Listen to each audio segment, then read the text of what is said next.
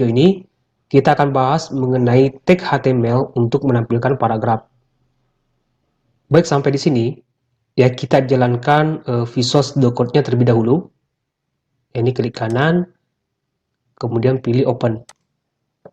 Nah, di sini sudah ada folder yang ada satu file, yaitu pertemuan 1.html. Nah, kita butuh satu file lagi, ya, aktif pada folder belajar HTML-nya, kemudian klik tombol New File.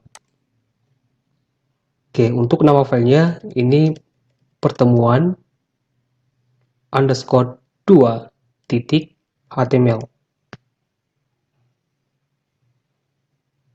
Nah, jika sudah, tekan tombol Enter di keyboard. Nah, di sini kita sudah punya satu file, yaitu pertemuan 2.html. Nah, untuk sidebar di sebelah kiri, ini saya sembunyikan supaya area kerja kita lebih luas dilihat. Nah, caranya klik tombol ini ya. Ini saya klik. Nah, langkah selanjutnya, kita akan membuat struktur dasar dari HTML. Ketik HTML, lalu titik 2, kemudian 5. Nah, setelah itu tekan tombol Tab di keyboard atau tombol Enter di keyboard. Nah, maka otomatis akan dibuatkan kerangka dasar dari HTML. Nah, untuk di bagian title-nya ya, ini saya ganti pertemuan 2. Nah, sampai di sini kita save terlebih dahulu di tab menu File, kemudian pilih Save. Nah, sekarang kita akan jalankan file yang barusan kita buat. Di folder belajar HTML, klik kanan, kemudian Open. Nah, di sini kita sudah punya dua file ya, pertemuan 1 dan pertemuan 2. Untuk pertemuan 2, ini klik kanan, kemudian Open untuk melihat atau menjalankan file HTML-nya. Nah, di bagian title ini sudah diganti ya, pertemuan 2. Nah, selanjutnya ini kita kembali ke Visual Studio Code-nya ya. Ini Google Chrome-nya jangan di-close. Sebelum lebih jauh ya mengenai tag HTML, ya saya akan jelaskan sedikit apa itu tag pada HTML. Jadi tag di HTML itu ditandai dengan buka kurung siku dan tutup kurung siku. Dan sebagian besar ya tag HTML itu memiliki pasangan. Ya, dalam hal ini ada tag pembuka ya dan ada tag penutup. Tag pembuka ditandai dengan kurung siku seperti ini, sedangkan tag penutup itu ditandai dengan kurung siku seperti ini. Ya, ada tanda slash-nya. Jadi ini tag pembuka dan ini tag penutup. Itu artinya tag ini ya berpasangan dengan ini. Ya, tag pembuka body dan tag penutup body. Nah, di HTML itu banyak sekali tag dan memiliki fungsi tertentu. Dan ini yang akan kita bahas di sepanjang playlist ini. Lalu, ya, apa fungsi tag pada HTML? Nah, fungsinya untuk menandai ya bagian-bagian dari website yang kita buat. Atau untuk menandai konten yang kita buat akan ditampilkan seperti apa pada saat dijalankan di web browser. Apakah sebagai paragraf, link, ya gambar, tabel, dan lain-lain. Nah, misalnya di sini ada tag body, ya tag pembuka body dan tag penutup body. Semua konten yang akan kita tampilkan di web browser ya disimpan di dalam tag body. Ya, di antara tag pembuka body dan tag penutup body. Jadi kita simpannya nanti di sini. Nah, itu artinya fungsi dari tag body yang digunakan untuk menampung semua elemen ya atau informasi dari website yang akan dilihat oleh user pada saat dijalankan di web browser. Jadi pada HTML, segala sesuatu yang akan kita tampilkan di web browser itu harus di tag ya, atau disimpan di dalam tag. Nah, tentu berdasarkan fungsi dari tag-tag tersebut. Nah, misalnya di HTML itu ada sebuah tag untuk menampilkan sebuah paragraf. Ya, namanya tag P. Ya, caranya ketik P seperti ini, kemudian tekan tombol Tab di keyboard. Ya, maka kita akan dibuatkan seperti ya, tag pembuka P dan tag penutup P. Ya, fungsinya untuk mencetak paragraf atau untuk menampilkan paragraf di web browser. Kalau saya menulis sesuatu di sini, misalkan ini adalah paragraf. Lalu kita save di tip menu file, kemudian save. Kalau kita kembali di browsernya, ya, di refresh atau tekan tombol F5 di keyboard atau klik tombol reload. Nah, maka akan ada teks seperti ini ya. Ini adalah paragraf. Atau jika kita hanya ingin menampilkan sesuatu sebagai paragraf, di Visual Studio Code itu ada plugin untuk mengenerate atau menghasilkan sebuah plain text. Ini saya hapus. Saya kembali P, lalu tab. Ini pluginnya, ini bisa kita ketik lorem. Lalu tekan tombol tab di keyboard. Nah, maka kita akan dibuatkan plain text seperti ini.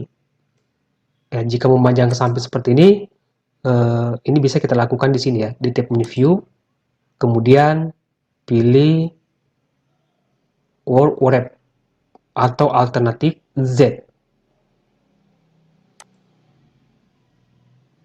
Nah, untuk melihat hasil dari perubahan ini jangan lupa disimpan di tab menu file, kemudian save. Nah, sekarang kita lihat hasilnya di browser.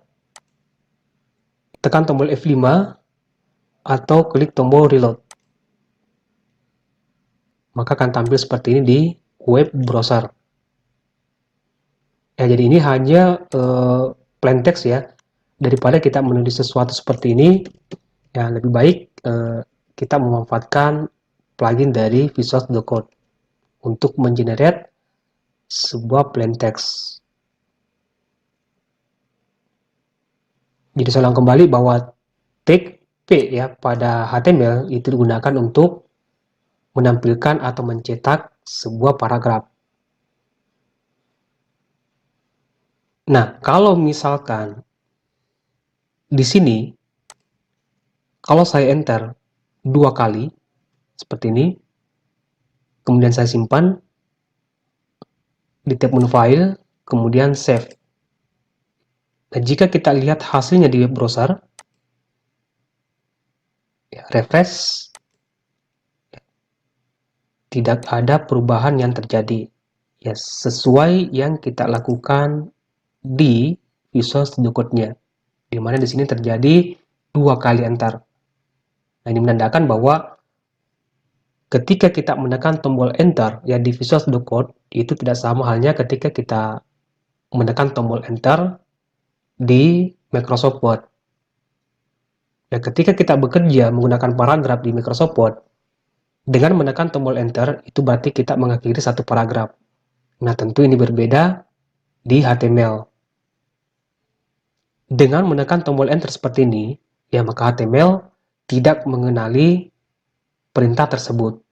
Nah, jika kita ingin, ya hasilnya seperti ini, pada saat dijalankan di web browser, itu ada satu tag ya di HTML yang berfungsi sebagai enter.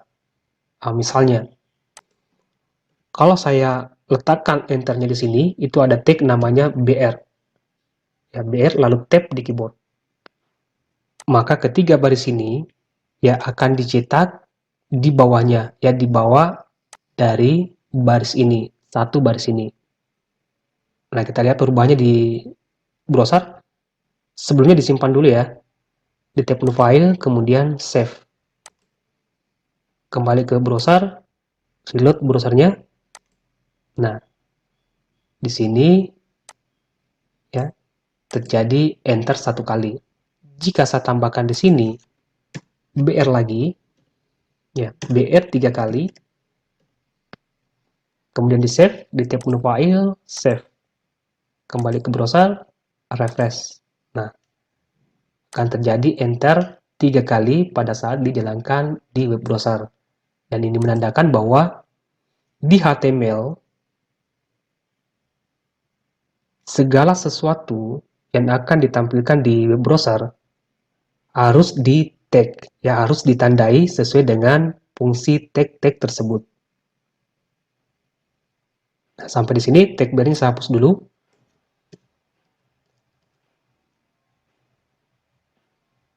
Kalau misalkan ya satu paragraf ini ya kita akan bagi menjadi 2 paragraf, maka hal yang pertama yang kita lakukan itu harus menandai dan harus memberitahu si browsernya bahwa satu paragraf ini kita akan bagi menjadi 2 paragraf. Nah, misalnya di sini sampai di sini ini paragraf pertama, ini harus ditutup seperti ini. Ya, jadi ini satu paragraf. Ini ada tag pembuka P ya, dan ini tag penutup P. Dan ini dibaca satu paragraf, dan di sini saya buka kembali tag P seperti ini. Ya, hati-hati buka tutupnya. Yang tutup P ini saya hapus, ya, karena ini sudah ada. Ya, jadi saya ulang kembali. Sampai di sini dibaca satu paragraf, dan mulai di sini dibaca satu paragraf. Jadi ada 2 paragraf di sini. Untuk melihat hasilnya, di tab New File, lalu Save. Di browser, refresh browsernya. Nah, maka akan dibuatkan 2 paragraf. Paragraf pertama dan paragraf kedua.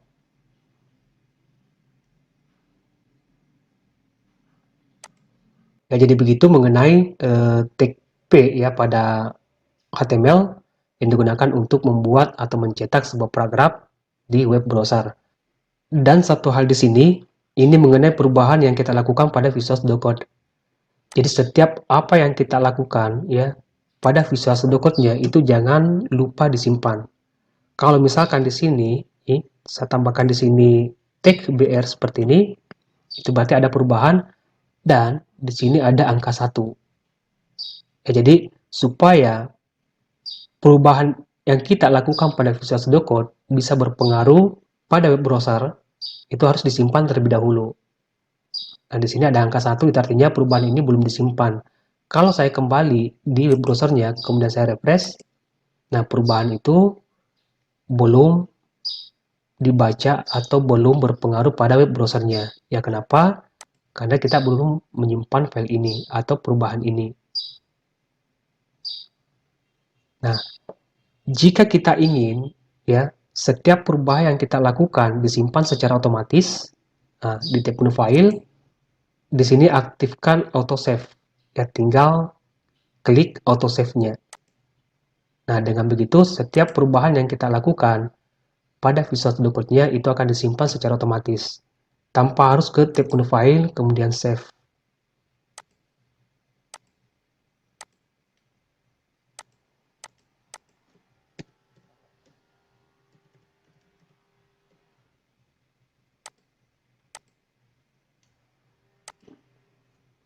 Baik, saya rasa cukup untuk video kali ini, semoga bermanfaat.